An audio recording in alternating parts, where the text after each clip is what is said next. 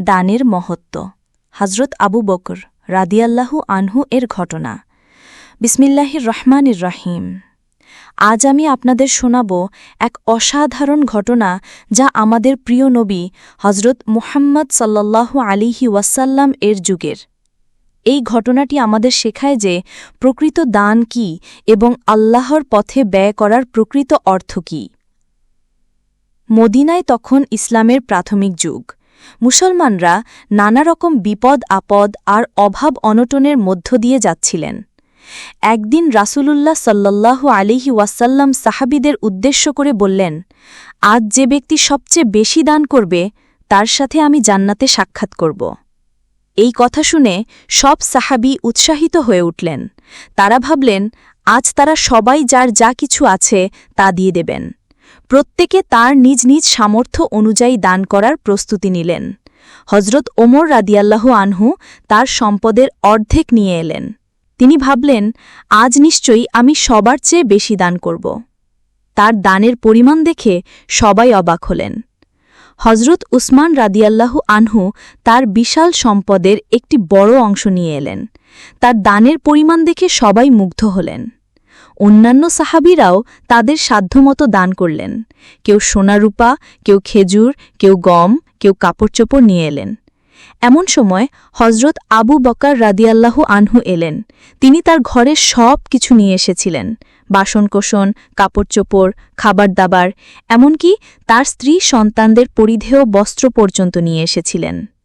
রাসূলুল্লাহ সাল্লাল্লাহু আলাইহি ওয়াসাল্লাম তাকে জিজ্ঞেস করলেন, আবু বকর, তুমি তোমার পরিবারের জন্য কি রেখেছ?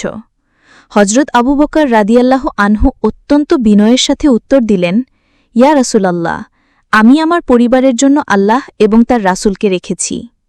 এই উত্তর শুনে রাসূলুল্লাহ সাল্লাল্লাহু আলাইহি ওয়াসাল্লামের চোখে পানি এসে গেল। তিনি বুঝতে পারলেন যে আবু বকর রাদিয়াল্লাহু আনহু সত্যিকারের তাওয়াক্কুল কাকে বলে তা প্রমাণ করেছেন।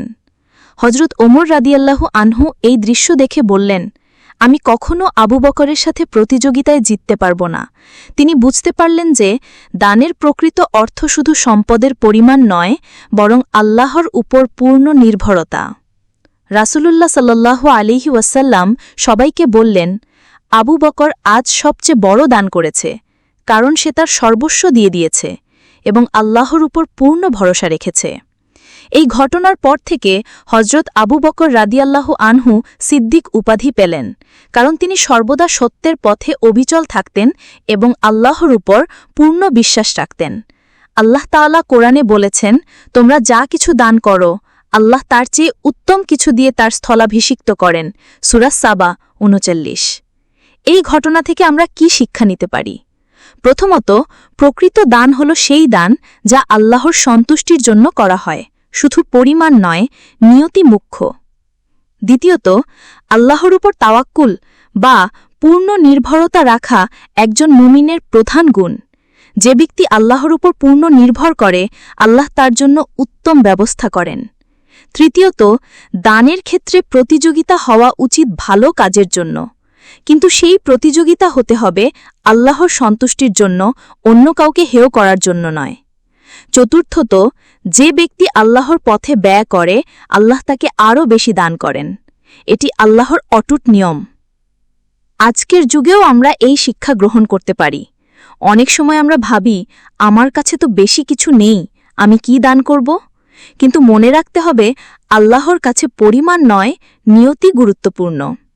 একটি হাদিসে রাসূলুল্লাহ সাল্লাল্লাহু আলাইহি ওয়াসাল্লাম বলেছেন, তোমরা জাহান্নামের আগুন থেকে বাঁচো, যদিও তা অর্ধেক খেজুর দিয়ে হয়। এর মানে হল, ছোট দানও আল্লাহর কাছে অনেক বড়। আরেকটি হাদিসে বলা হয়েছে, প্রত্যেক ব্যক্তির প্রতিটি জয়েন্টের জন্য সদকা রয়েছে। প্রতিদিন সূর্য উদয়ের সময় দুই ব্যক্তির মধ্যে ন্যায় বিচার করা একটি সদকা। এর অর্থ হল, দান শুধু অর্থ সম্পদ দিয়ে নয়, ভালো কাজ করেও হতে পারে। কারো সাথে ভালো ব্যবহার করা, সত্য কথা বলা, অন্যের উপকার করা, এসবই দান। হজরত আবু বকর রাদিয়াল্লাহু আনহুর এই ঘটনাটি আমাদের প্রেরণা দেয়।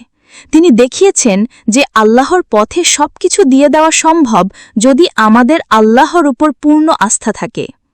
মনে রাখবেন, আল্লাহ কখনো কোনো দানকারীকে অভাবী করেন না, যে ব্যক্তি আল্লাহর পথে ব্যয় করে আল্লাহ তাকে দুনিয়া ও আখেরাতে উত্তম প্রতিদান দেন।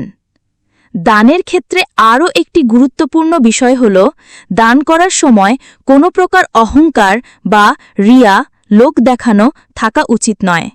কোরআনে আল্লাহ বলেছেন, যারা আল্লাহর পথে তাদের সম্পদ ব্যয় করে অতঃপর যা ব্যয় করেছে তার জন্য খোঁটা দেয় না এবং কষ্ট দেয় না, তাদের জন্য তাদের প্রতিপালকের কাছে রয়েছে পুরস্কার। আজকের দিনে আমরা নানাভাবে দান করতে পারি। গরিব দুঃখীদের সাহায্য করা, এতিম বিধবাদের পাশে দাঁড়ানো, শিক্ষার জন্য অর্থ দান করা, হাসপাতালে চিকিৎসার জন্য সাহায্য করা, এসবই দান। এছাড়াও আমরা আমাদের সময়, শ্রম, জ্ঞান দিয়েও দান করতে পারি। একজন শিক্ষক যখন বিনামূল্যে কাউকে শিক্ষা দেন, একজন ডাক্তার যখন বিনা পয়সায় চিকিৎসা করেন, একজন ইঞ্জিনিয়ার যখন গরিবদের জন্য কাজ করেন, এসবই দান। হজরত আবু বকর রাদিয়াল্লাহু আনহুর মতো আমাদেরও উচিত আল্লাহর উপর পূর্ণ নির্ভরতা রাখা। তিনি আমাদের রিজিকদাতা, তিনি জানেন আমাদের কি প্রয়োজন। আল্লাহ তাআলা আমাদের সবাইকে হজরত আবু বকর রাদিয়াল্লাহু আনহুর মতো দানশীল হওয়ার তৌফিক দান করুন, আমিন। প্রিয় দর্শক বন্ধুরা, আমাদের আজকের এই শিক্ষণীয় গল্পটি যদি আপনাদের ভালো লেগে থাকে তাহলে আমাদের বাংলা অডিও গল্প ইউটিউব চ্যানেলটি সাবস্ক্রাইব করে আমাদের পাশে থাকবেন। এইরকম আরও অনেক সুন্দর ইসলামিক গল্প এবং শিক্ষণীয় কাহিনী পেতে আমাদের চ্যানেলে সাবস্ক্রাইব করুন এবং নোটিফিকেশন বেলটি টিপে দিন। আপনাদের লাইক, কমেন্ট এবং শেয়ার আমাদের আরও ভালো কন্টেন্ট তৈরি করতে অনুপ্রাণিত করে। ধন্যবাদ সবাইকে। বারাকাল্লাহু ফীকুম।